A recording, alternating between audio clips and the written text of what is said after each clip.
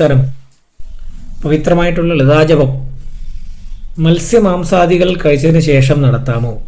ഒരു സംശയമാണ് നമ്മൾക്ക് കിട്ടിയത്. അതേപോലെ എങ്ങനെയാണ് ലളിതാ സഹസ്രനാമം ജപിക്കേണ്ടത്? ഉച്ചത്തിൽ ജപിച്ചാൽ കുഴപ്പമുണ്ടോ? ലളിതാ സഹസ്രനാമം നിത്യേന ജപിക്കുന്ന, നിഷ്ഠയോട് ജപിക്കുന്ന ആൾക്കാർക്ക്, അങ്ങനെയുള്ള ഭക്തന്മാർക്ക് ഇത്തരം സംശയങ്ങൾ വരുമ്പോൾ ആചാര്യന്മാരുടെ ഉപദേശമാണ് തേടുന്നത്.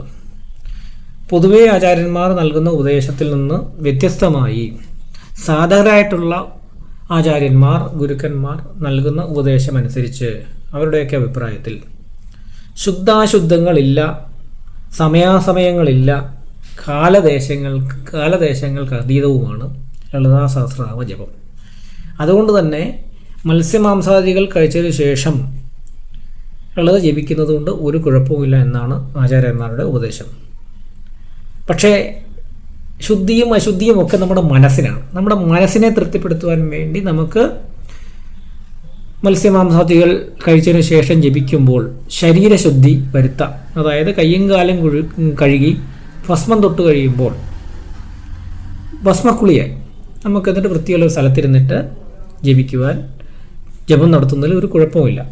ചില ദേശങ്ങളിലൊക്കെ ചെന്ന് കഴിഞ്ഞാൽ നമുക്ക് മത്സ്യമാംസാദികളായിരിക്കും, അങ്ങനെയുള്ള നോൺ വെജ് കാര്യങ്ങളായിരിക്കും നമുക്ക് കൂടുതലായി ലഭിക്കുന്നത്. അത് കഴിച്ചേ പറ്റൂ. ചില സമയത്ത് കുളിക്കുവാൻ സാധിക്കാത്ത അന്തരീക്ഷം ഉണ്ടാകാറുണ്ട്. കൊടും തണുപ്പിൽ ജീവിക്കുന്നവർക്ക് ദിനവും കുളി നടത്തുവാൻ സാധിക്കുകയില്ല. അപ്പോൾ അങ്ങനെയുള്ളവർ എന്ത് ചെയ്യും? അപ്പോൾ അവർ മനസ്സിനെ ശുദ്ധി വരുത്തുക. ശരിക്കും മനസ്സിനെ ശുദ്ധി വരുത്തുന്ന കാര്യം തന്നെയാണ് ലളിതാ ജപവും. അപ്പോൾ മനസ്സിനെ ശുദ്ധി വരുത്തിക്കൊണ്ട് ജപത്തിലേക്ക് കടക്കുക, അത് പൂർണ്ണമാക്കുക, നിഷ്ഠയോടുകൂടി ചെയ്യുക. അതാണ് പ്രധാനം. രണ്ടാമത്തത് ജപത്തിൻ്റെ രീതി. ഉച്ചത്തിൽ ജപിക്കുന്നതുകൊണ്ട് കുഴപ്പമില്ല. ജപം 3 തരത്തിലുണ്ട്. ഒന്ന് വാചികം, ഉച്ചത്തിൽ ജപിക്കുന്നത്. അത് മറ്റുള്ളവർക്ക് വിഷമമുണ്ടാകുന്ന തരത്തിൽ ചില ക്ഷേത്രങ്ങളിലൊക്കെ ഭക്തന്മാർ വന്നിട്ട് സകലരും നടുങ്ങുമാറ് ജപമൊക്കെ നടത്തുന്നത് കണ്ടിട്ടുണ്ട്. അതിൻ്റെ ഒന്നും ആവശ്യമുണ്ടോ എന്ന് സ്വയം ഒന്ന് ശ്രദ്ധിക്കണം. അല്ലാതെ മറ്റുള്ളവർക്ക് കേൾക്കത്തക്ക വിധത്തിൽ ജപം നടത്താം. അതിനെ വാചികമെന്നും, ഞാനും ഭഗവാനും മാത്രം, ഞാനും നീയും മാത്രം കേൾക്കത്തക്ക രീതിയിൽ, ഉപാംശു എന്ന രീതിയിലും, മൂന്നാമത് മാനസികമായ ജപവും. അങ്ങനെ 3 തരത്തിലുള്ള ജപ രീതിയാണുള്ളത്. മൂന്നാമത്തെ രീതി എന്ന് പറയുന്നത് അജപാജപം, ജപിക്കാത്ത ജപം. മൂന്നാമത്തെ ജപം. അങ്ങനെ 3 തരത്തിലുള്ള ജപം നമുക്ക് നടത്താം.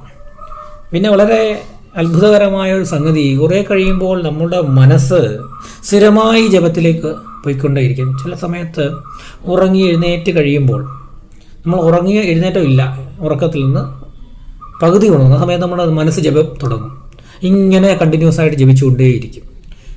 ഇത്തരത്തിൽ ജപം മുന്നോട്ട് പോകുമ്പോൾ ജപത്തിലൂടെ നമ്മുടെ മനസ്സും ശരീരവും ചിന്തയും ആത്മാവും എല്ലാം ആ ഭഗവതിയിലേക്ക് ലയിക്കുന്ന ഒരവസ്ഥ ഉണ്ടാകും.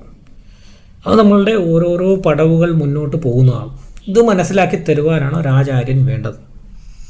അപ്പോൾ കൃത്യമായ രീതിയിൽ ഭക്തിയിലൂടെ സാധാരണ ഭക്തന്മാർക്ക് ഭഗവതിയിൽ, ഈശ്വരനിൽ ലയിക്കുവാൻ സാധിക്കും. അത് ലളിതാ ജപത്തിലൂടെ സാധിക്കും. പക്ഷേ ഒരു മാസ്റ്റർ, ഒരാചാര്യൻ്റെ മേൽനോട്ടം വേണമെന്ന് മാത്രം. ശരി, നമസ്കാരം.